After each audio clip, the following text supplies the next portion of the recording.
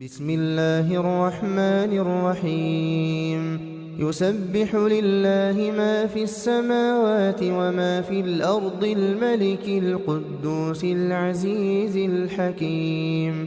هو الذي بعث في الأميين رسولا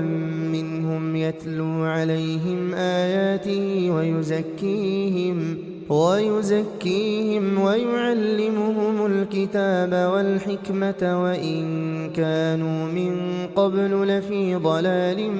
مبين وآخرين منهم لما يلحقوا بهم وهو العزيز الحكيم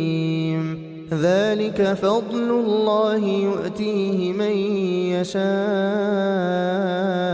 والله ذو الفضل العظيم مثل الذين حملوا التوراة ثم لم يحملوها كمثل الحمار يحمل أسفارا بئس مثل القوم الذين كذبوا بآيات الله والله لا يهدي القوم الظالمين قل يا أيها الذين هادوا إن زعمتم أنكم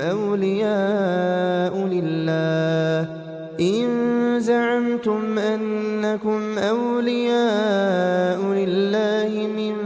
دون الناس فتمنوا الموت إن كنتم صادقين ولا يتمنونه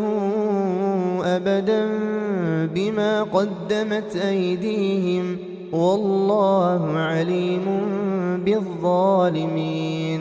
قل إن الموت الذي تفرون منه فإنه ملاقيكم ثم تردون إلى عالم الغيب والشهادة فينبئكم بما كنتم تعملون يا أيها الذين آمنوا إذا نودي للصلاة من يوم الجمعة فاسعوا إلى ذكر الله وذروا البيع ذلكم خير لكم إن كنتم تعلمون فإذا قضيت الصلاة فانتشروا في الأرض وابتغوا من فضل الله واذكروا الله كثيرا لعلكم تفلحون وإذا رأوا تجارة أو لهوا انفضوا إليها وتركوك قائما قل ما عند الله خير من اللهو ومن التجارة والله خير الرازقين